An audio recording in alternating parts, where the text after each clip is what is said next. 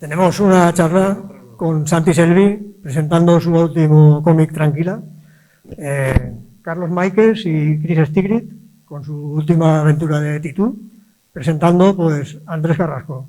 Buenas tardes. Buenas tardes a todos. Hoy vamos a hablar con los autores de Tranquila. Bueno, el autor de Tranquila, que ha venido Santi Selvi, que va a comentarnos todo lo que es el proyecto de Tranquila y cómo llegó hasta ese proyecto. Y también vamos a hablar de Titú, el último cómic que han hecho Carlos Máiquez y Stigrit. Y bueno, ellos, lo que hablaba yo contigo antes, que habéis colaborado durante mucho tiempo y básicamente esta es la última que habéis hecho y salió hace, creo que el año pasado, ¿no? Pero que con todo esto de la pandemia al final realmente ha sido un cómic bastante complicado de que se oiga mucho sobre él. Bueno, no tanto. No tanto. Hablaremos de eso más tarde. Vale. Bueno, en el caso del cómic, de los dos cómics que vamos a presentar, realmente habla sobre la infancia. Uno habla sobre las experiencias de la infancia de Stigrit, porque es lo que está viendo un poquito, que iba sobre sus experiencias, algunas partes que sí, otras que no. Sí, claro. Si quieres comentarnos qué parte y qué pretendías con ese tipo de... Bueno, en realidad no es una historia autobiográfica. Utilizo recuerdos de mi infancia para captar ideas y crear una narrativa que pueda interesar a lectores que le gustan más o menos las historias sobre la infancia. Este cómic en particular es es una tercera falsa parte.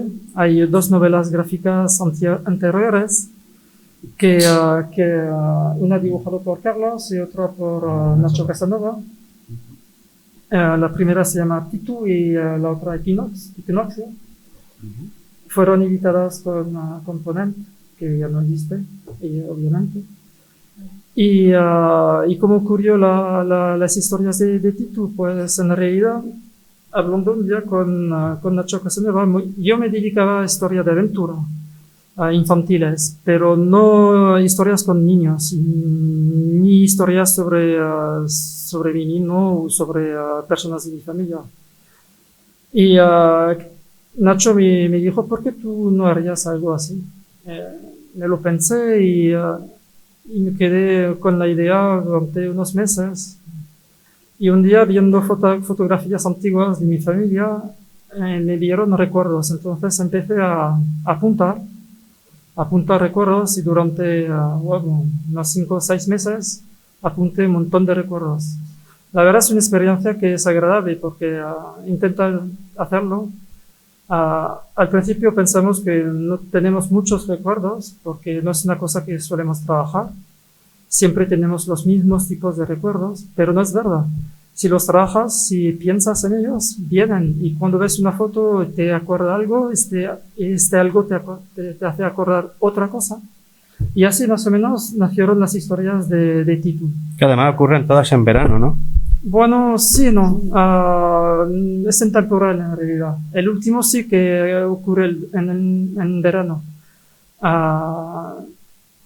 El Titú no ocurre un poco en el primer álbum de mi Stigrit, que se llama Stigrit. Bueno, ocurre en invierno y en verano. Y cada álbum más o menos tiene un final, un propósito. El propósito de mi Stigrit más o menos era contar la separación, cómo vive un niño la separación de sus padres. El segundo, que se llama Equinoccio, y que el título está bien elegido, porque realmente en Equinoccio es el niño llega al final realmente de su infancia, casi ya empieza a ser adolescente. Y me apetecía mucho, y a Carlos también, contar este periodo muy, muy especial, que cuando es el final de la infancia, que te interesa aún ser niño, pero hay otras cosas que te atraen un poco. Y este álbum que acabamos de sacar con Carlos, bueno, este álbum tiene una historia un poco peculiar. No tenía que llamarse, ¿cómo se llama ahora? Se tenía que llamar El fin del mundo. ¿Por qué? Porque contaba la muerte de la madre del niño. Pero, entre tanto, murió nuestro editor y el proyecto se quedó así dibujado ni siquiera a la mitad. Y con Carlos decidimos darle una oportunidad a este libro porque habíamos dibujado mucho, es mucho trabajo en la novela gráfica. Y no queríamos dejar tanto trabajo en balde. Entonces decidimos, con lo que teníamos, reconstruir el álbum con 3 capítulos más, para darle una lógica más o menos. Y cubrir, supongo, que los huecos que tendríais en los otros cómics, ¿no? Sí, en realidad, como es temporal, da igual, los 3 álbumes se pueden leer uno tras otro o mezclados, no tiene orden, no es el propósito de la trilogía. En ningún momento quisimos hacer una biografía del niño, no es el propósito. Cada álbum más o menos es lo que acabo de contar, es lo que nos interesaba. Bueno, en el caso de Santi también, la historia tuya también coincide con un hecho que pasó y que es la muerte de Sergio, uno de los protagonistas del cómic, y a partir de ahí tú te decides escribir sobre esto, ¿no? Sí, exactamente. Además, la relación entre Jessica y Sergio, ¿no? Sí. Sí, cuento cómo surgió el proyecto, ¿no? Sí. Pues bueno, buenas tardes. Yo conocía a Jessica, era compañera mía de trabajo en un colegio, Jessica era maestra en el colegio en el que estaba yo. Y desde que la conocí hace ya bastantes años, bueno, pues pronto me enteré que tenía un hermano que tenía síndrome de Down, Sergio, y del que ya hablaba mucho. Y bueno, esas cosas que percibes, que notas que la relación que había entre ellos era especial. Bien. El caso es que, bueno, Jessica en un momento dado cambió de centro, se fue a otro sitio, a mitad de un curso, creo que fue en febrero, y ese mismo año, en junio, era un domingo, creo recordar, por la mañana, estaba con mi mujer y con 2 amigos, almorzando, desayunando, y recibimos un mensaje de que Sergio ha desaparecido en un monte, en una actividad, y que por favor que se ha iniciado una búsqueda y que si podemos ir. Era por Enguera. Por supuesto, cogimos los coches, nos fuimos para allá y estuvimos en la búsqueda y estuvimos muchas horas buscando a Sergio. Yo estaba convencidísimo, los 4 que fuimos y todo el mundo, de que lo íbamos a encontrar. Pero bueno, el caso es que no lo encontramos. Al final apareció, pero apareció muerto, apareció el cadáver. Entonces, bueno, pues obviamente la experiencia esa para nosotros pues fue rara, pero bueno, no sé si alguien se puede imaginar la experiencia de una chica de perder a su hermano, su único hermano además, eran 2. Un hermano que además tiene síndrome de Down, lo que significa que ella ha tenido que apostar más por él y poner más y, no sé, la intensidad de esa relación, ¿no? Bueno, pues eso se me quedó marcado, a mi mujer también, y eso era a principio de verano. Y durante el verano mi mujer misma me decía que la historia de Sergio y Jessica había que contarla. Y bueno, a mí me parecía que ya había una historia, pero no sabía si yo era la persona indicada para contarla y tampoco sabía si tenía tiempo de hacer eso, pero bueno, el caso es que al final me lié la manta a la cabeza y en noviembre, o sea, medio año después, más o menos, hablé con Jessica y le planteé el proyecto y le gustó mucho porque dice que ella llevaba en la cabeza algo similar, estaba pensando escribir algo, un cuento o algo así, y bueno, le expliqué un poco del mundo del cómic, no tenía ni idea, pues lo que es un cómic, lo que es el proceso de elaboración de un cómic, las fases que tiene, luego el proceso de publicación, el tema de encontrar editor, bueno, el tema previo de encontrar un dibujante, bueno, le expliqué todas las dificultades que íbamos a encontrar, ¿no? En todo esto, y que sí se animaba, ¿no? Bueno, y obviamente tenía que contarme la historia de su vida. Entonces, ella, aún 6 meses después, estaba realmente muy impactada por todo lo que había pasado. Era imposible que hablara de Sergio sin llorar. Y bueno, digamos, le costó mucho, pero empezó a contarme su vida, la vida de su hermano,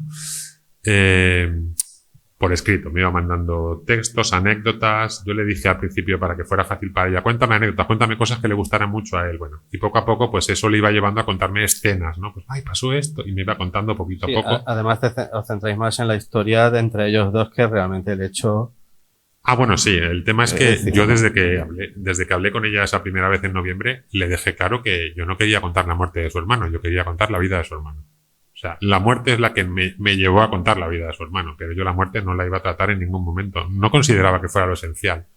Yo lo que veía que había una historia era en la relación entre ellos. Ahí había algo, porque desde que la conocí, vi que ahí, no sé, pasaba algo extraño, ¿no? Algo que yo tengo hermanos, yo tengo 4 hermanos.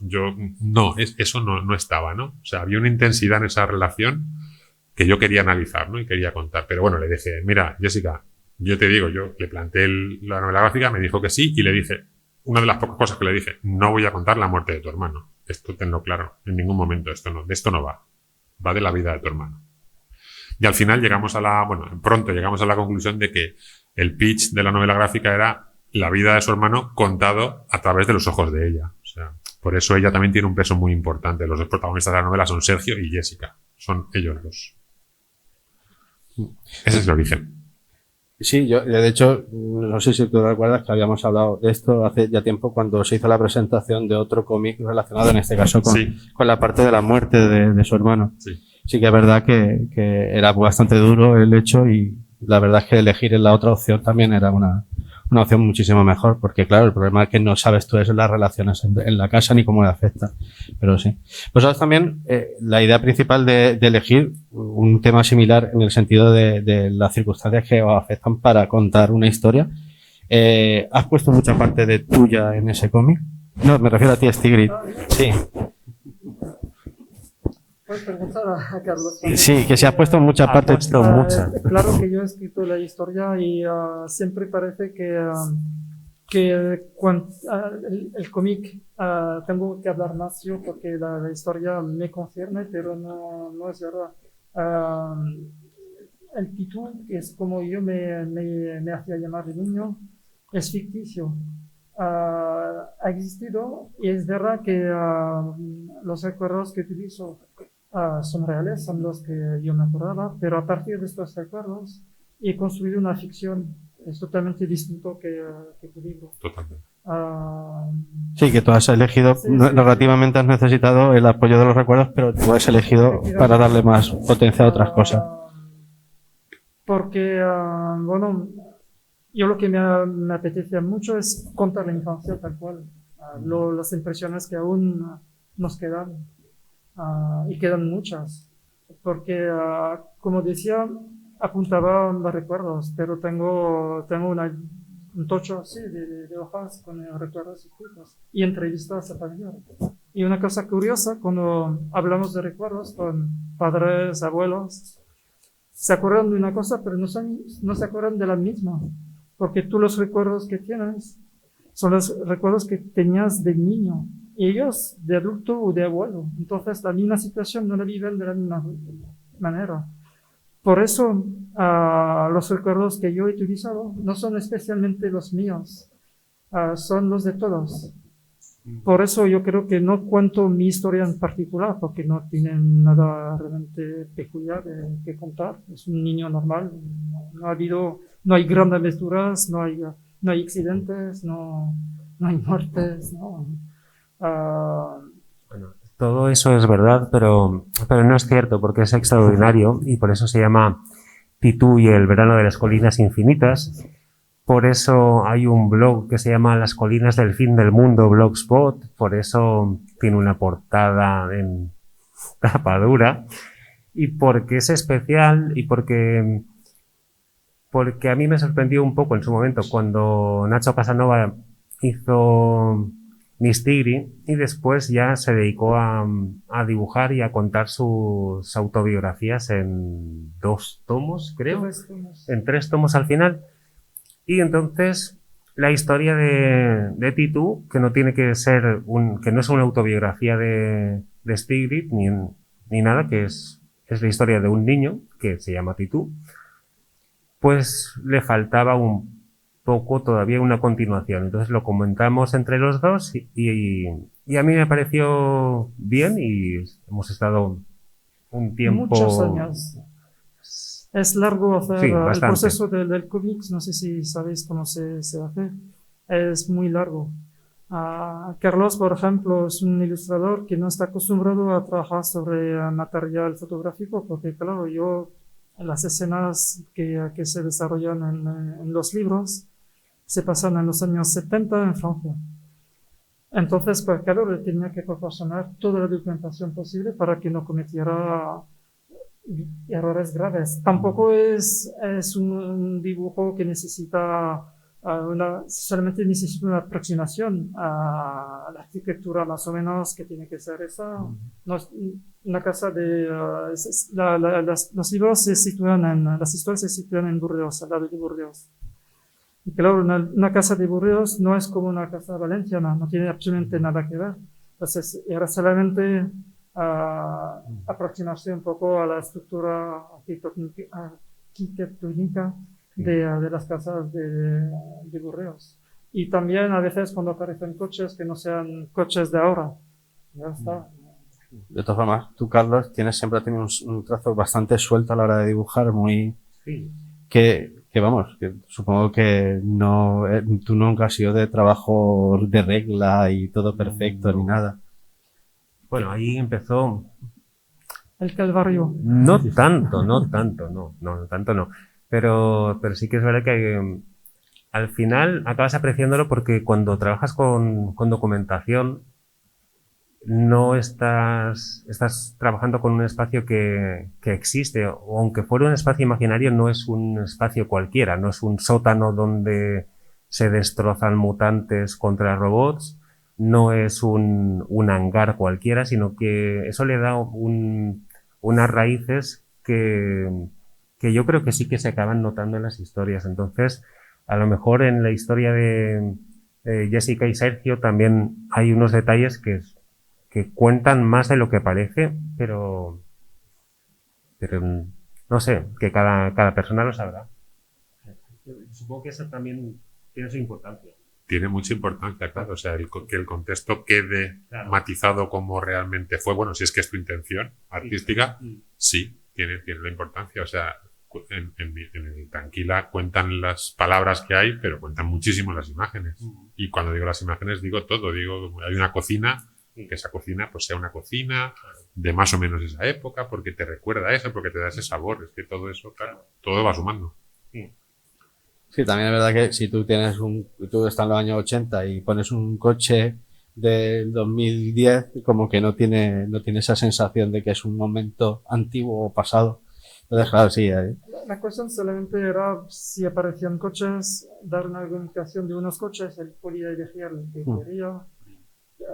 Yo sabía que Carlos me iba a dibujar un coche de ahora, es obvio, pero no quería tampoco que dibujara un coche inventado que se pareciera, prefería a partir de una documentación existente que él pueda seguir la línea que quería con la construcción del coche, de las casas,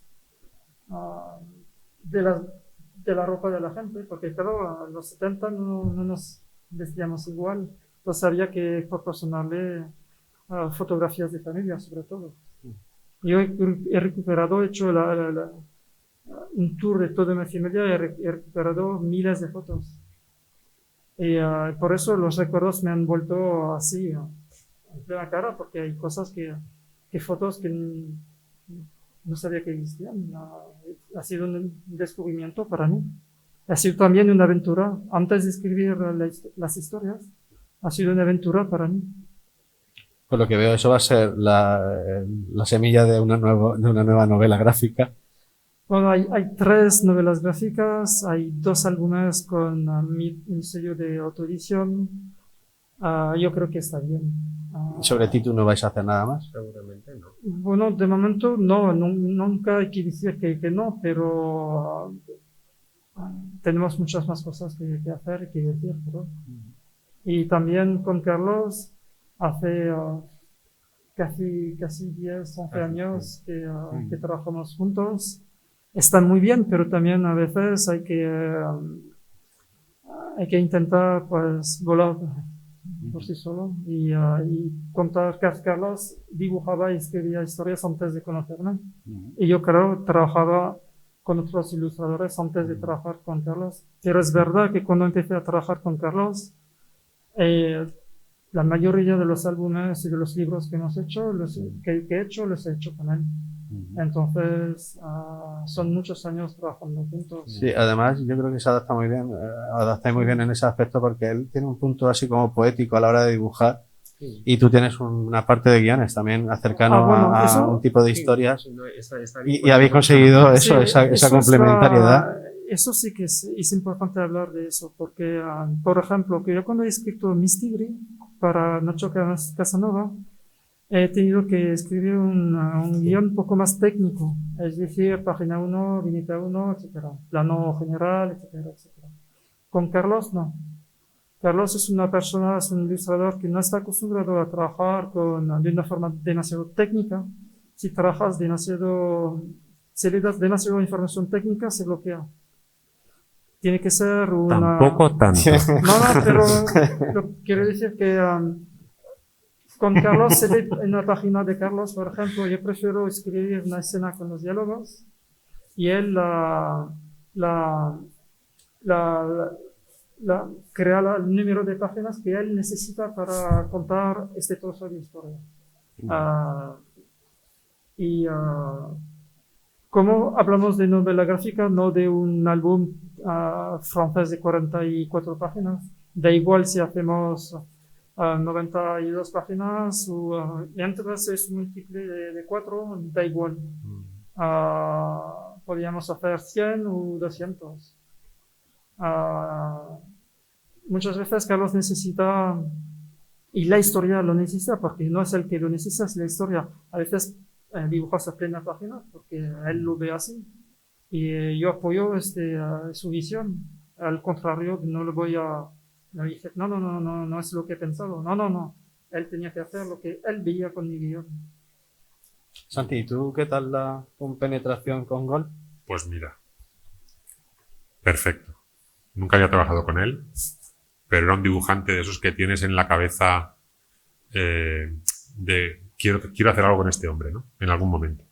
Y cuando surgió la idea de Tranquila, pues Gol fue uno de los que pensé y le contacté. Yo no había hablado con él, bueno, había hablado con él una vez en un evento en Madrid, 2 minutos, y le contacté, le escribí, le dije, quiero hablar contigo, me pasó su teléfono, estuvimos hablando, le conté lo que era Tranquila, cómo había surgido, lo que yo quería hacer, las motivaciones, y me dijo, bueno, pues vamos a probar. Pero él ahí no me había dicho de momento nada. Y había algo importante, y es que este hombre que lleva, no sé, muchísimos años haciendo cómics, jamás había dibujado un cómic que no hubiera escrito él. O sea, él todo lo que ha dibujado muchísimos, todo se lo había escrito él. Y aparte escribe para otros dibujantes. Pero nunca había trabajado con un guionista. Nunca. Entonces, claro, cuando me lo dijo, que fue más o menos al principio, ahí ya me entró un poquito más también de responsabilidad. Yo a él lo conozco como dibujante y como guionista. Y lo admiro en las dos facetas. Y saber que se daba esa circunstancia me metía un poquito más de presión, ¿no? Pero bueno, me preguntabas por cómo fue, ¿no? Pues fue súper bien. Yo es que he estado súper cómodo con él, muy a gusto. Él me fue poniendo pruebas al principio. Él también estaba, claro, era nuevo para él y me dijo, a ver, mándame un argumento detallado, vale. Me iba poniendo poquito a poco, ¿no? Y me dijo, mándame guión. Venga, 20 páginas. 20 páginas de guión. Digo, va. Y nada, le mandé 20 páginas de guión, las 20 páginas de guión que más me trabajo en mi vida. Sí. Es así. Le tenía que engañar. Es como cuando vas a una cita con una chica y te pones todo guapo el primer día, ¿no? Luego da igual, luego lleva la camisa por fuera, por dentro, da igual, pero el primer día.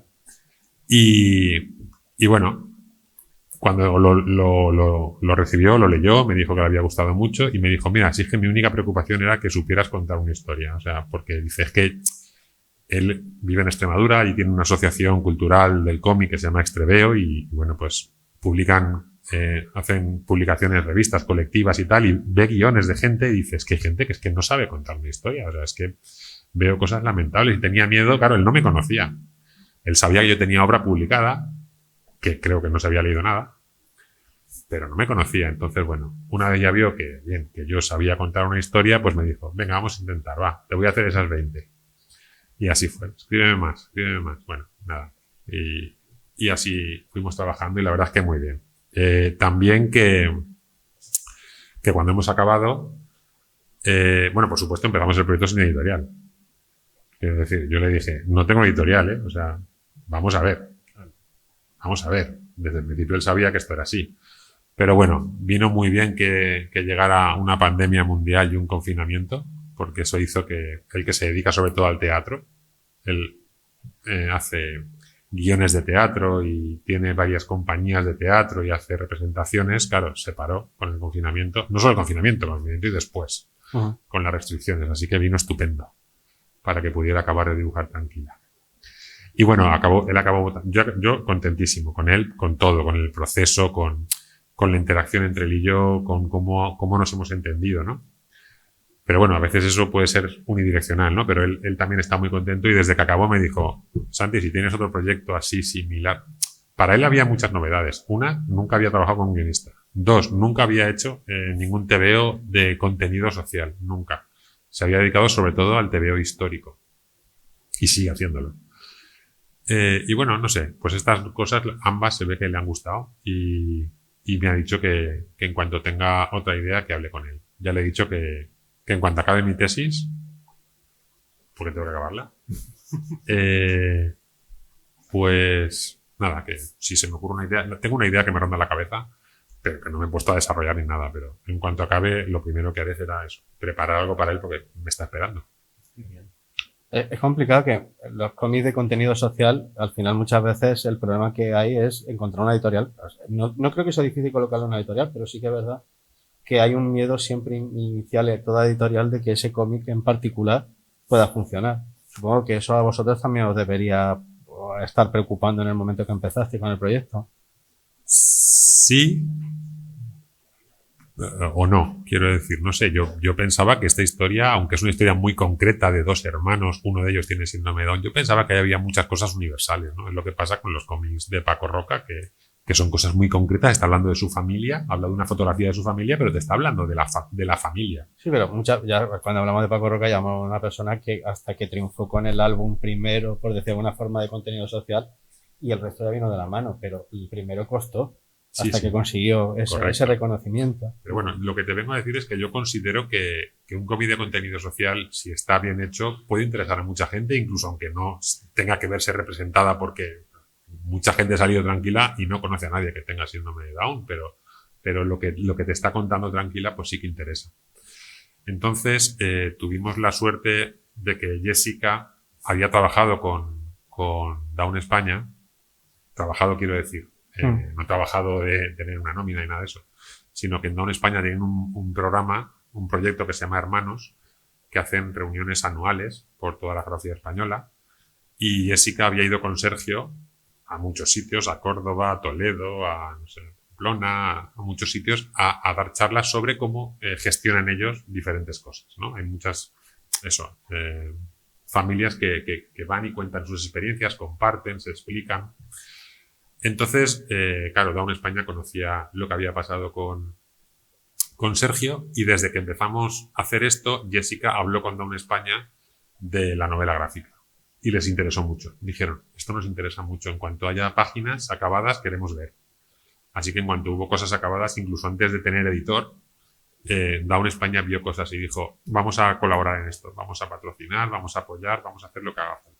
Entonces nosotros digamos que salimos al mercado de las editoriales con un apoyo ya explícito y bastante fuerte de Down España, con lo cual eso ayudó mucho. Sí, eso sí, que la verdad que... Down España y Fundación 11. Sí, que además yo supongo que también estáis contando algo que no era la parte oscura ni negativa de todo lo que rodeaba. No, es un cómic blanco, sí, o sea, sí que cuenta pues algunas cosas, en fin, que bueno, que igual el que no conoce a nadie con síndrome de Down pues nunca se ha planteado, ¿no? Pero vamos, no es un cómic truculento, no es un cómic morboso. De hecho, Gol me decía, es que yo no sabría escribir esto así. Él le gusta mucho el morbo y dice, yo habría ido un poco más a la sangre. Digo, bueno, pues mira, yo escribo así. Me dijo, no, me parece bien. O sea, en realidad estoy dibujando un cómic que tú has escrito. Ya está, esto es lo que hay. Me parece perfecto. Y bueno, le vio el sentido. O sea, yo creo que mi visión sí que... O sea, era muy clara desde el principio. El Tranquila ha salido un 98% como yo lo tenía en la cabeza cuando esto empezó. Se parece mucho a lo que yo tenía en la cabeza cuando empezó, de lo cual estoy muy contento. Y Ricardo Esteban ahí tuvo además el ojo de publicaros además con la nueva editorial y todo eso, que además se ha juntado un Nuevo 9. Gol número 9, sí. Pero bueno. Sí, sí, Gol conocía a Ricardo, pues le ha publicado ya varias obras y era una de las editoriales que la verdad más nos gustaba en cuanto a cómo editan. Queríamos un libro bien editado. Entonces, bueno, pues fue una de las que lo mandamos a varias, la verdad. Y al final, en el momento final, pues había 3 editoriales interesadas. De las 3 propuestas nos interesa la que más nos gustaba, y no digo solo económicamente, digo también en cuanto a tema de formato, de edición, de papel, de muchas cosas, era Nuevo 9. Y nada, optamos por Nuevo 9. Muy contentos con la edición. De hecho, es uno de los TVOs míos, yo te diría que casi el mejor publicado. En vuestro caso, vosotros sí que habéis trabajado mucho la autoedición y también trabajado con Deponet. Es decir, Sí. con Camarasa, que sí que casi, que Camarasa no daba, nunca ha sido una persona que diera en ningún momento problema a la hora de editar. Cualquier cosa que viera él que tenía posibilidades, automáticamente decía, esto lo edito yo. Sí, bueno, es su buena parte y su mala parte. Yo he editado 4 o 5 álbumes con él y no puedo decir que estoy especialmente muy contento de todos a nivel de edición. Ujú. Bueno, es verdad que al final estaba enfermo, pero bueno. Eso sí, con Dolmen ha pasado un poco la misma cosa. Yo este álbum pensaba autoeditarlo. Sí, ya habías editado otros Sí, tuyos. porque no pensaba que iba a interesar a un editor. ¿Por qué? Porque ya había 2 álbumes anteriores con otro editor, entonces me parecía súper complicado editar una tercera parte con otro editor. Pero al final es Dolmen que lo quería. Y propuse varias propuestas, varias historias totalmente distintas. Y esa es la que querían ante todo, entonces, bien.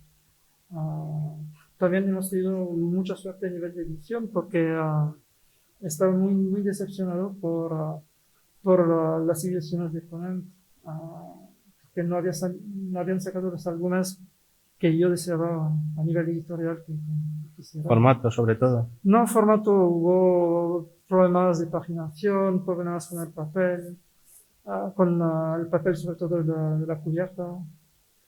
Cuando hacemos una cabrela, que es un libro poético, si se parece a un libro escolar, algo no va. Eso no influye en el contenido de la historia es la misma. La cosa es que un libro también es un objeto de arte. Compras la historia, pero también compras el libro. La persona que compra el libro lo compra por los ojos, al principio. No por la historia, porque no sabes el contenido narrativo del libro. La única cosa que te atrae es el dibujo y la portada. En la portada, en un libro de cómic, es importantísimo. Hay que cuidarlo un montón. Yo a nivel de autoedición me lo cuido mucho. Y es autoedición, soy chiquitín. Pero es primordial. Tiene un stand aquí, por si acaso. Y no puedo editar libros en tapadura y en color. Pero me da igual porque me encantan los libros en blanco y negro. Sí, así autoeditado cosas a color sí. tuyas, es decir. Y, yo recuerdo 2 que tengo, creo que 2 tuyos que son editados con de color. todas formas, pues hay grandes autores de cómic, Hugo Pratt, que todas sus obras están en blanco y negro. Ahora lo ponen en color, pero su obra original es en blanco y negro, y el blanco y negro no hay que tener miedo, es fantástico, es bellísimo. Carlos es un dibujante Sí, de excepcional hecho, de blanco y negro. Utiliza mucho los grises y todo. Y es muy poético, y ahí sí que es verdad que con la forma de escribir, los tipos de guiones que le entregué, a él, yo creo que pudo dejar aflorar su poesía gráfica como quería. Porque no es fácil dibujar sobre guiones de personas. Yo creo que nunca he trabajado también sobre guiones de otro y no sé si sería capaz, ¿no? De hecho, es que ya, al conocerlo ya sabes de qué vaya. Cuando tú piensas algo, ya sabes cómo lo va a dibujar, ¿eh? Y viceversa. Bueno, Depende de la historia, depende mucho de la historia. Yo creo que Pero es lo que estabas diciendo antes con Tranquila, que es, hay una parte muy importante que es invisible de todas las historias, que es encontrar el tono adecuado para la historia. Entonces, eso a veces puede costar Para mí, más tiempo. perdona Carlos, para mí es de lo más importante. Casi de lo más importante. Sí. Y entonces, y puede pasar mucho tiempo hasta que lo pillas. Pero cuando lo pillas ya es todo bastante fácil. Fácil no es la palabra, pero sí que has avanzado muchísimo cuando encuentras el tono. Y cuando ya más o menos sabes que yo creo que por eso hay veces que los dibujantes o los actores dicen, este personaje no haría esto, porque ya llevas tanto tiempo dibujándolo que llegas a asimilar su comportamiento o a estar viviendo con él, porque lo estás dibujando todos los días. Entonces, pues cuando hace una cosa rara, aunque lo haya dicho el guionista, no te lo crees. Eso a veces ocurre. O no sé. O sea que aceptáis críticas unos de otros, ¿no? No, es que si no, siempre llegas a un acuerdo. Y yo no le he cambiado nada del guión, porque es su historia.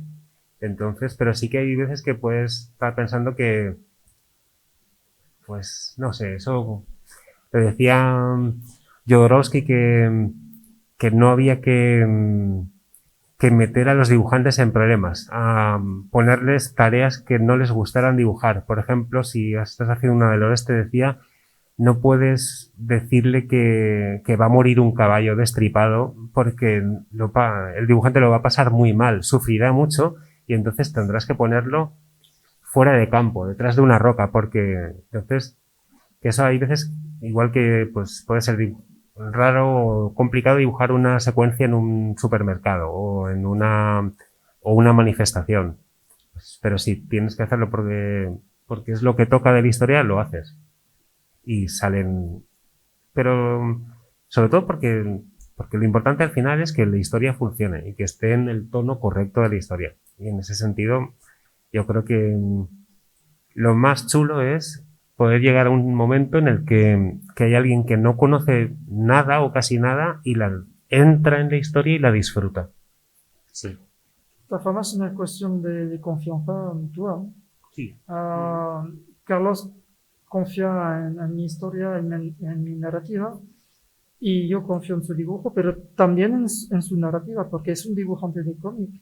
No ilustra los textos que le estoy dando, los ilustra de una forma con una narrativa que es la suya. Entonces, eso tienes que saberlo.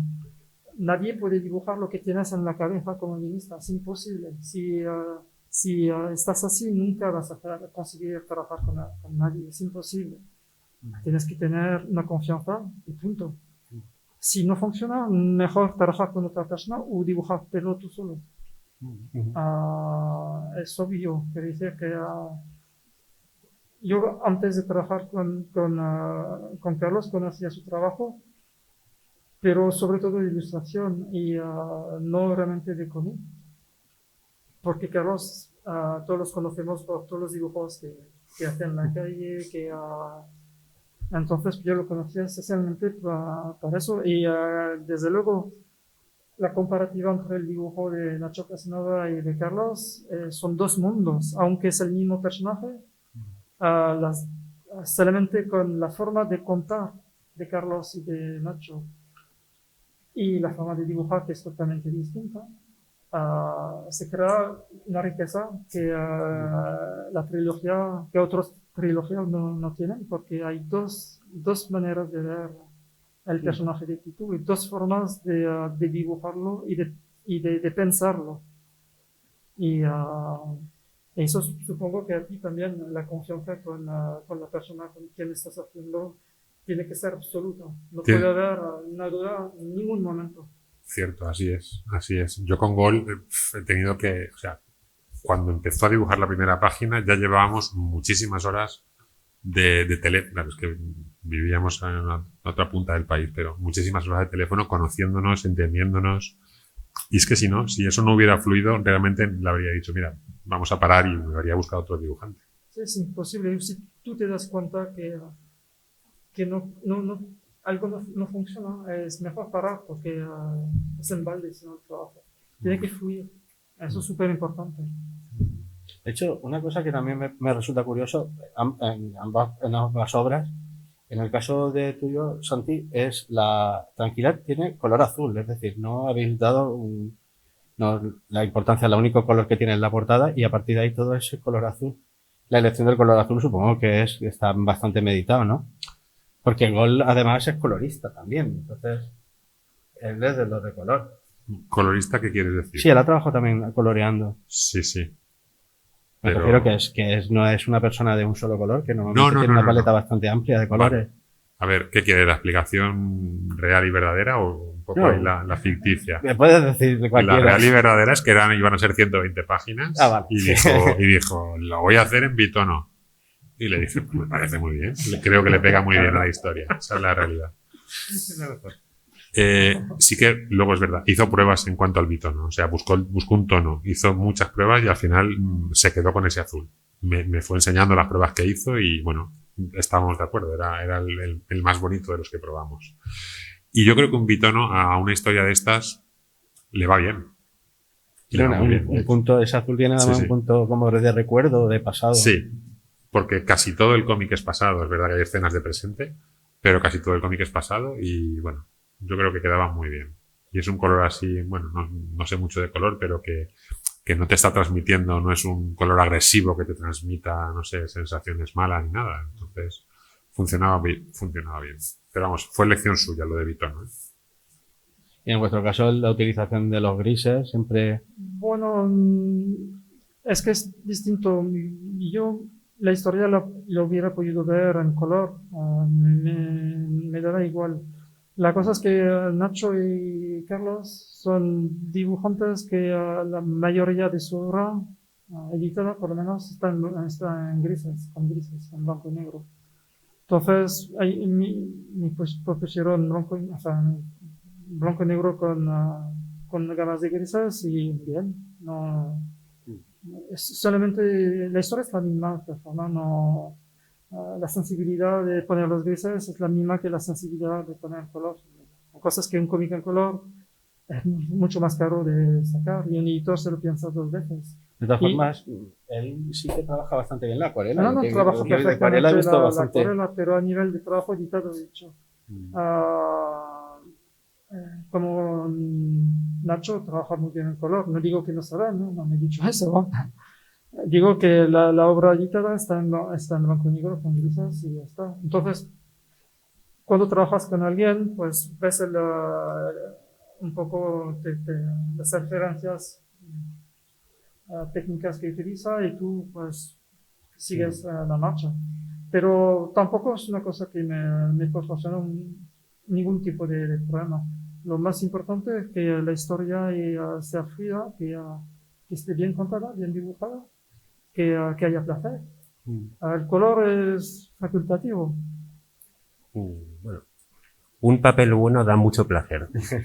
Y entonces, cuando estás trabajando con blanco y negro, según qué historia hay un papel que para un tipo de historia pues está muy bien que sea blanco casi nuclear y para otras como en la que hemos hecho con Dolmen de Titul El verano de las colinas infinitas, pues era muy conveniente un color así como hueso o crema o casi marfil, porque a diferencia de Equinoccio, que salió en un papel blanco satinado, que nos destrozó la moral cuando salió, porque no lo esperábamos así, estábamos esperando que fuera como la portada, como el papel interior de este Titú, el que está ahora por Dolmen.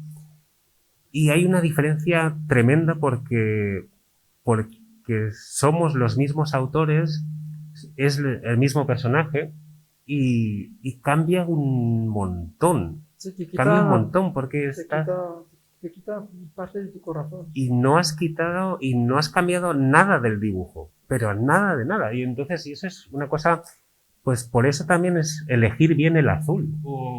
Ese tipo de cosas son más importantes de lo que parece a primera vista. Muy importantes.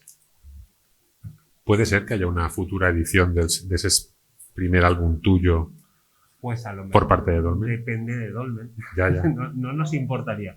en No condiciones se ha más hablado aún, asequibles. no se ha hablado. Creemos. Lo veo muy complicado porque Hombre, con lo de Es reciente. con Max Benton hicieron lo del Actor aspirante, sí. el actor aspirante, hicieron al final una trilogía y lo hicieron en un no, tomo, o sea ojalá. que nunca se sabe, ¿no? Material tenemos, nunca he calculado el número de páginas, pero las 3 novelas más los 2 libros, Da Por lo para un menos- integral. por lo menos tenemos 600 páginas, que es mucho, ¿no? 600 páginas con el mismo personaje. Da igual, eso es un tomo de esto de Marvel, Sí. perfectamente. Claro. Nadie le Pero, molesta ya. bueno, están- ¿por qué no? También hay making of que se ha realizado, que solamente hicimos para internet. Ahora mismo con Carlos no hacemos un álbum. Actualizamos el blog con una pequeña historia que no tiene nada que ver, sí que tiene que ver, pero bueno, una historia que realizamos un poco así por mantener un poco el blog del personaje para que haya un poco de vida, porque mantener un blog con un personaje de cómic es complicado si no sacas un álbum cada año. Y entonces en este blog se puede visitar perfectamente, hay anécdotas, hay técnicas de trabajo, bocetos, acuarelas de Carlos, pero todo referente con el mundo de Titu, de este personaje. Antes has comentado lo de dejarlo volar. ¿Eso quiere decir que no vais a volver a hacer cosas juntos o que pues vais a dar no. un tiempo? No lo sabemos. Yo estoy ahora con muchas cosas. También a mí de trabajar con muchos dibujantes me impedía dibujar. Entonces me he vuelto a dibujar y desde el COVID. Y bueno, tengo un estilo peculiar, eso es verdad. A mí me viene súper bien la autoedición para publicar mi propio material, porque es complicado encontrar un editor con dibujo tan minimalista. Pero es una aventura que aún tengo muchas cosas que decir. Pero si un día Carlos viene y me dice, escríbeme esto, seguro que se lo escribo. Pero no son cosas que se plantean así. No tenemos una entidad editorial detrás que nos obliga a producir juntos. Ojalá o no. Pero somos libres, que dice que hay menos mal. Yo espero que la aventura con Dolmen siga. Aparentemente este libro funciona bien, mejor que con él. ¿Por qué? Porque han apostado con nosotros, han apostado sobre el libro, han hecho una buena edición, han hecho un buen trabajo de promoción. Bueno, yo supongo que eso en un momento dado se rentabiliza. Es verdad que Ponent tenía el problema de Ponent tenía mucho problema en lo que era la promoción en sí. Sí, bueno, Paco Camarasa era una persona peculiar que editaba libros peculiares, con todo lo que conlleva, lo bueno o lo malo. Porque de verdad yo he sacado libros que hubieran podido ser buenos libros, pero que no lo han sido a nivel editorial. Y es una pena porque es mucho trabajo, son años a veces. Pero los edito, pero bueno, también él tenía sus problemas y mantener una editorial que edita libros peculiares es complicado también, y yo lo entiendo. Sí, porque casi siempre son más bien pérdidas que ganancias. No, son todo ganancias. A mí me gustaría decir algo muy importante y entonces que las personas aquí presentes y los que están fuera en el claustro, sin duda lo sois porque habéis elegido estar aquí en lugar de en Abierto Valencia con arte contemporáneo, porque estáis aquí porque habéis reservado plaza o habéis solicitado estar aquí, porque estamos todos como estamos y no puede llenarse hasta los topes como un tenderete normal de hace 3 años. Y eso es para estar agradecidos y estamos aquí porque en el fondo somos optimistas. Y porque merece la pena ser optimista si no dejas de trabajar. ¿Algo que aportar? Pues me ha subido la moral, ¿eh? Si No, no, está ¿para bien. qué? Sí, sí, sí. No, realmente es así. Bueno, de todas formas, pensar que esto ahora, con respecto a hace años, ha cambiado muchísimo. Es decir, ahora la novela gráfica ya es casi un referente. Me refiero a que ya no, ya es como si fuera una presentación de libros. No es como antes, que era básicamente, te has comprado el último TVO y ya Son muy está. respetables. Sí, sí, es decir, ha cambiado muchísimo. Sí. Y es verdad que asociaciones tipo que, con lo que tienen ellos, la Asociación Valenciana y tal, sí que es verdad que se está moviendo un poco más una cosa que ya tiene un caché. Ya es cuestión cultural. Ya estamos hablando de TV, de que vas a comprar al kiosco. Claro. Ya eso lo compras por internet y te lo trae Amazon, pero bueno. Sí, sí, no, la cosa está cambiando, desde luego. Sí. O sea, hace un mes se presentaba en el Congreso de los Diputados una PNL para la dignificación del medio del cómic. Mira.